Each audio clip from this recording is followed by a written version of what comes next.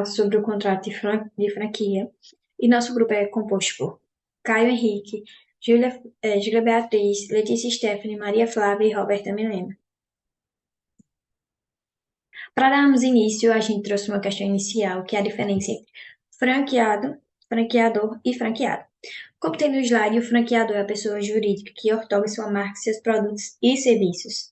Já o franqueado é a pessoa física e jurídica adquirente dessa outorga, ou seja, uma responsável geral de rede de sistemas de franquias de uma determinada marca, sendo este o franqueador, e o outro denominado franqueado é quem adquire a licença para utilizar dessa marca.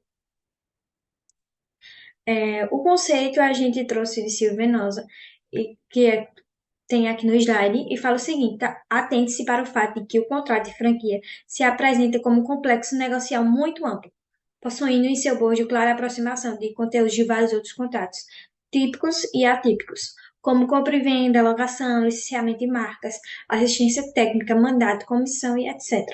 Trata-se, portanto, de um contrato bilateral, oneroso, comutativo e geralmente de adesão. Vamos falar agora um pouquinho da Lei 13.966 de 2019, que ela entrou em vigor em 2022 e foi sancionada pelo então presidente Jair Bolsonaro no dia 26 de dezembro de 2019 e dispõe de um sistema de franquias empresarial. E ela revoga a Lei 8.955 de 94, ela foi promulgada em 94, que regulamentava a atividade até então. A nova regulamentação institui algumas mudanças na COF e busca detalhar informações com, digamos que com a linguagem mais jurídica. O objetivo realmente é proporcionar maior transparência nas atividades entre os envolvidos no ramo, visando aumentar o número de informações para ampliar a transferência entre o franqueador e o franqueado. Nisso, o conceito de franquia apresentado pelo legislador, ele se encontra no artigo 1º, como tem aqui, como a gente trouxe aqui no slide, que fala o seguinte: pelo qual um franqueador autoriza por meio de contrato um franqueado a usar a marca e outros objetos de propriedade intelectual, sempre associados ao direito de produção ou distribuição exclusiva ou não exclusiva de produtos ou serviços, e também direito de uso de métodos e sistemas de implantação e administração de negócio ou sistema operacional desenvolvido ou detido pelo franqueador, mediante uma remuneração direta ou indireta, sem caracterizar a relação de consumo ou vínculo empregatício em relação ao franqueado ou aos seus empregados, ainda que durante o período de treinamento. Nisso, tem quem pode ser o franqueador e quem pode ser o franqueado. Quem pode ser o franqueador está no artigo 1, inciso 1º, e quem pode ser o franqueado está no inciso 2º. Fala o seguinte, no inciso 1º: o franqueador deve ser titular ou requerente de direitos às marcas, objetos de propriedade intelectual negociados no âmbito de contrato de franquia ou estar expressamente autorizado pelo titular. E no artigo 1º, inciso 2, quem pode ser o franqueado. A franquia pode ser adotada pela empresa privada, pela empresa estatal ou entidade sem fins lucrativos, independente do segmento e quem desenvolva as atividades. Para darmos continuidade ao assunto, primeiro é importante entender o que é o Circular de Oferta de Franquia, o COF. O COF, ele é um documento que é desenvolvido pelo franqueador, onde ele apresenta todas as condições gerais do negócio, principalmente em relação aos aspectos legais, às obrigações, os deveres e as responsabilidades das partes. Então, é sem dúvida o documento mais importante do sistema de franquia, porque ele está materializando o dever de informação e de transparência. Por isso, ele deve ser claro, deve ser criterioso e deve ser bem completo. Bom, mas o que o franqueador deve fornecer ao interessado de franquia? Essa pergunta é respondida com base no artigo 2º. O artigo 2º está destacando em síntese o dever de informação e de transparência, né, que é até um desdobramento do princípio da boa-fé. O artigo 2º ele fala que, para a implantação da franquia, o franqueador deverá fornecer ao interessado circular de oferta de franquia, no caso que foi o COF, e ela deve ser escrita em língua portuguesa, de forma objetiva e acessível e contendo obrigatoriamente. Então, tudo que deve ter nela está descrito nos incisos desse artigo. Eu não vou ler todos, devido a ser um artigo muito extenso, mas, resumidamente, precisa de histórico, de qualificação completa dos franqueados, do franqueador e das empresas, balanços, indicações, descrições detalhadas, perfis e etc. Então, você pode perceber que todos esses incisos, eles tendem a falar sobre o tempo, né, de vida do franqueador no seu nicho. Ele busca estar sempre diminuindo o risco que vai ser assumido para quem pretende entrar nessa franquia. Fala sobre especificações quanto ao total estimado do investimento, valor de taxa inicial, informações claras quanto às taxas periódicas e outros valores a serem pagos, remuneração periódica, aluguel de equipamentos, taxa de publicidade, etc. Nessa parte aqui, nesses incisos, o legislador ele busca uma estimativa quanto aos gastos. Então, novamente, ele está buscando aqui diminuir o risco, mas é apenas uma diminuição desse risco. O risco ainda está presente por se tratar de uma estimativa. Relação completa de todos os franqueados, subfranqueadores, com respectivos nomes, endereços e telefones. Isso aqui é muito importante justamente pelo boca a boca, né? Porque um interessado nessa franquia pode se informar com pessoas que já participaram disso, para saber se de fato ele vai querer assinar o contrato ou não, se de fato ele vai se encaixar nisso, se na prática é assim como a teoria mostra. Continuando. Informações relativas à política de atuação territorial devem ser especificado se é garantida ao franqueado a exclusividade ou a preferência sobre determinado território, se há possibilidade do franqueado realizar vendas ou prestar serviços fora do seu território ou realizar exportações, se há e quais são as regras de concorrência territorial. Informações relativas à política de atuação territorial devem ser especificadas se é garantida ao franqueado a exclusividade ou preferência, se há possibilidade do franqueado realizar vendas ou prestar serviços fora do seu território, e se há e quais são as regras de concorrência territorial. Percebam que nos últimos artigos eu falei bastante sobre exclusividade e preferência, e por isso é importante diferenciar os dois. A exclusividade, como ele presumir, o nome é bem intuitivo, ele garante ao franqueado o direito de exportar o sistema de franquia sozinho em determinado território. Então, em outras palavras, né, basicamente, com a exclusividade, o franqueado ele não vai ser incomodado, né, por outra franquia igual em poucos metros da sua unidade. Enquanto a preferência, ele está resguardando ao franqueado a prioridade na aquisição de uma determinada franquia. E é muito importante nessa hora ter especificado as cláusulas, seja de preferência ou de exclusividade, a delimitação do raio. Então, essa exclusividade ou essa preferência pode ser por cidade, pode ser por bairro, pode ser por CEP e etc. Então, dando continuidade a justamente a questão da circular oferta da franquia do artigo 2º, da lei específica da franquia, eu vou continuar a partir aqui do inciso 13 e vou mostrar as condições necessárias que devem ser estipuladas na circular oferta da franquia, tá certo? Então, aqui nós temos no inciso 13 a indicação do que é oferecido ao franqueado pelo franqueador e as condições necessárias para isso. Então, aqui ele vai tratar sobre o suporte, sobre a supervisão de rede, sobre os serviços, incorporação de inovações tecnológicas às franquias, treinamento do franqueado e de seus funcionários, especificando duração, conteúdo e custos.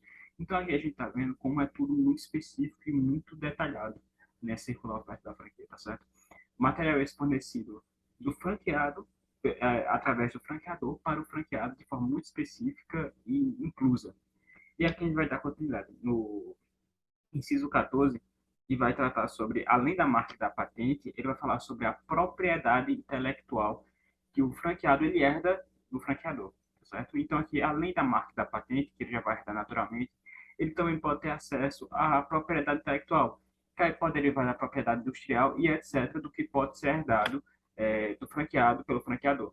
E também aqui no inciso 15, ele vai mostrar sobre a situação do franqueado após a expiração do contrato de franquia em relação a. Então, o que se torna isso? A situação do franqueado pós o contrato. Então, quando já acabou, foi cancelado o contrato, ele vai tratar sobre o know-how da tecnologia de produto na linha A, e na linha B ele vai falar sobre a implantação de atividade concorrente à franquia. Então, basicamente, ele vai falar sobre a violação da cláusula de sigilo na linha A, e na linha B ele vai falar sobre a violação da cláusula de não concorrência, tá certo?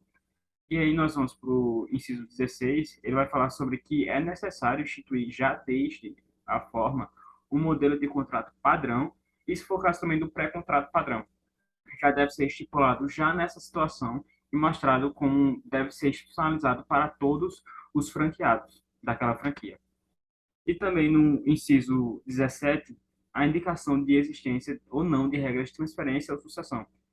Então, mesmo que o franqueado acabe falecendo, não quer dizer que o seu herdeiro legal irá herdar aquela franquia de forma objetiva e necessária.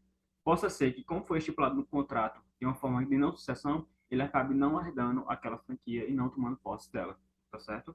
E aqui no inciso 18 vai falar sobre a indicação das situações em que são aplicadas penalidades, multas ou indenizações e dos respectivos valores estabelecidos no contrato da franquia. Então, um exemplo disso é justamente sobre os royalties que o franqueado deve pagar ao franqueador.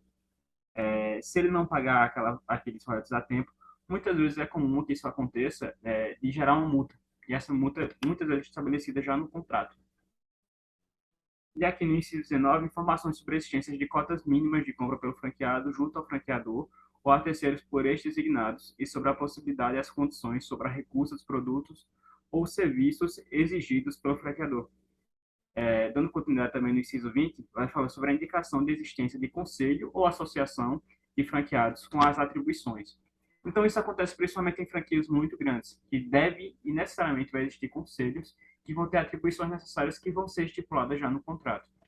E aqui no inciso 21, vai falar sobre a indicação das regras de limitação à concorrência entre o franqueado e os franqueados, entre o franqueador e os franqueados.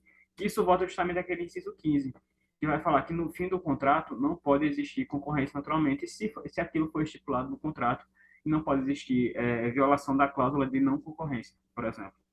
E aqui no inciso 21, aliás, no inciso 22, vai especificar precisão do prazo contratual e das condições de renovação, se houver. Então, aí está bem estipulado no artigo, no inciso do que deve ser feito.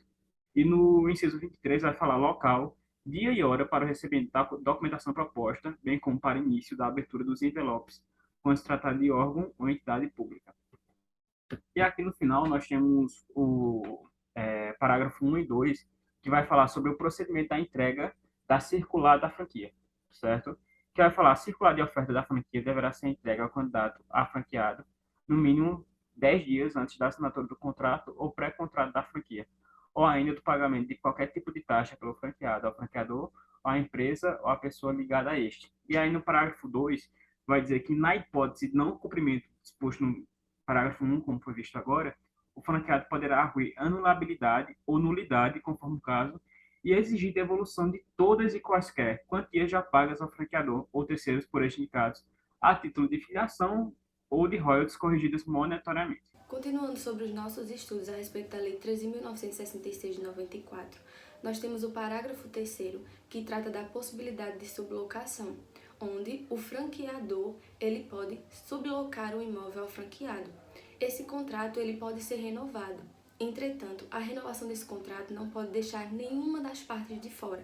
Deve estar expresso no contrato quem é o franqueado, quem é o franqueador, quem é o proprietário do imóvel, por exemplo.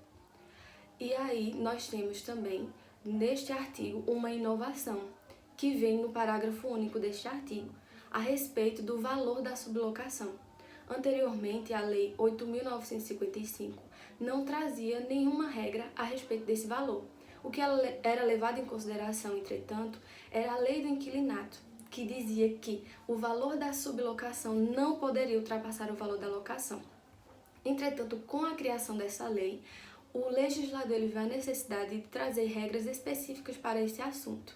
E aí o parágrafo único do artigo 3º, ele expressa que pode sim haver um valor maior da sublocação em respeito ao da locação.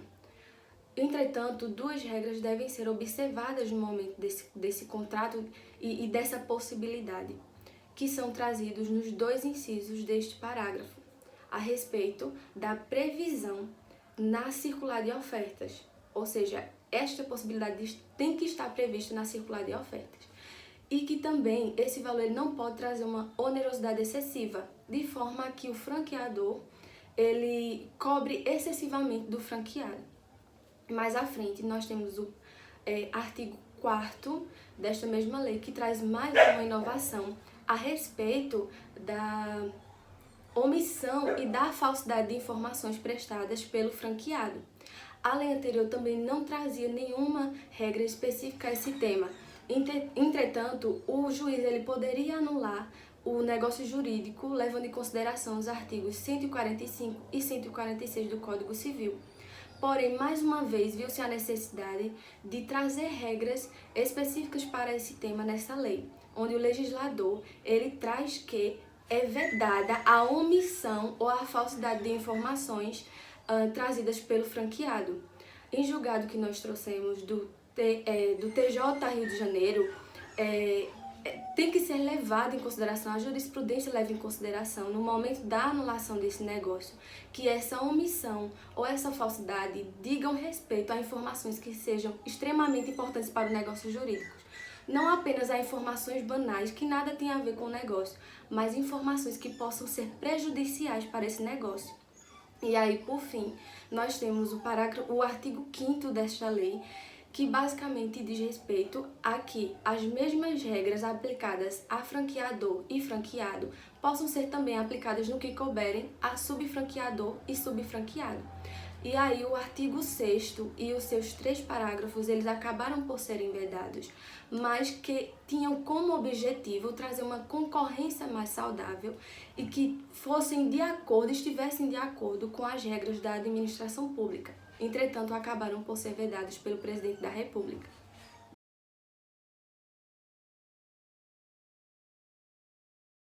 Agora eu vou falar um pouco sobre os demais artigos da Lei de Franquias. O 7º artigo, ele dispõe sobre as condições que devem ser estabelecidas obrigatoriamente dentro do contrato de franquias. O inciso 1, ele vai dizer que aqueles contratos que produzirem efeitos exclusivamente no território nacional deverão ser escritos em língua portuguesa e ser regidos pela legislação brasileira. O inciso 2, ele vai dizer que aqueles contratos que forem de franquia internacional deverão também ser escritos em língua portuguesa ou em língua estrangeira com uma tradução certificada que vai ser custeada pelo franqueador. Eles também dão a opção dos contratantes optarem pelo foro de um dos seus países de domicílio para estabelecer isso dentro do contrato. No primeiro parágrafo, foi estabelecido que as partes poderão eleger um juiz arbitral para solucionar possíveis controvérsias a respeito do contrato. E o segundo parágrafo, ele determina o que é um contrato de franquia internacional, que é entendido como todo aquele cujos atos concernentes à sua conclusão ou execução, a situação das partes quanto à nacionalidade ou domicílio, ou a localização do seu objeto, tendo liamos com mais de um sistema jurídico. Esse é o contrato de franquia internacional, na visão do legislador, nessa nova lei de franquias. E o terceiro parágrafo afirma que, caso fique expresso o foro de opção dos contratantes no contrato de franquia internacional, as partes precisarão constituir um representante legal, devidamente qualificado e domiciliado no país do foro escolhido, tendo poderes para representá-los administrativa e juridicamente, inclusive receber citações. O 8º artigo, ele dispõe sobre a necessidade da aplicação da lei de franquias, observar a legislação vigente sobre a propriedade intelectual. Eu trouxe aqui um recortezinho sobre o conteúdo que tem a respeito da propriedade intelectual dentro do site do Tribunal de Justiça do Distrito Federal e Territórios, que trazem conteúdo bem interessante sobre essa temática, e eu vou dar uma lida e vocês podem acompanhar. A propriedade industrial corresponde à especificação do patrimônio não ocupável do empreendimento empresarial. É o patrimônio imaterial da empresa. São os bens invisíveis, mas muito valorizados dela. Assim, a propriedade industrial tradicional abarcará as patentes de invenções, de modelos de utilidades e de desenhos industriais, além das marcas e dos nomes comerciais e de fantasia. A Lei da Propriedade Industrial é a Lei de número 9.279, de 1996. Já os direitos autorais correspondem à exclusividade de exposição, exploração econômica e circulação por seu criador das composições musicais, literárias, teatrais, esculturais, coreográficas e demais formas de arte, além dos programas de computador. A Lei 9.609, de 98, trata dos direitos autorais de programas de computação, enquanto a Lei 9.610, também de 98, trata dos direitos autorais das formas das demais criações intelectuais artísticas. Vou deixar aqui embaixo a fonte, para caso alguém queira dar uma olhadinha no conteúdo completo, é bem interessante, é uma leitura legal. E, por último, agora para a gente finalizar o estudo do contrato de franquia e da lei de franquias, a gente tem, no nono artigo, a revogação da antiga lei de franquias, que era a lei número 8.955, de 94, que vai ser substituída que foi, né, substituída por essa lei que a gente está discutindo agora, que é a Lei 13.966 de 2019.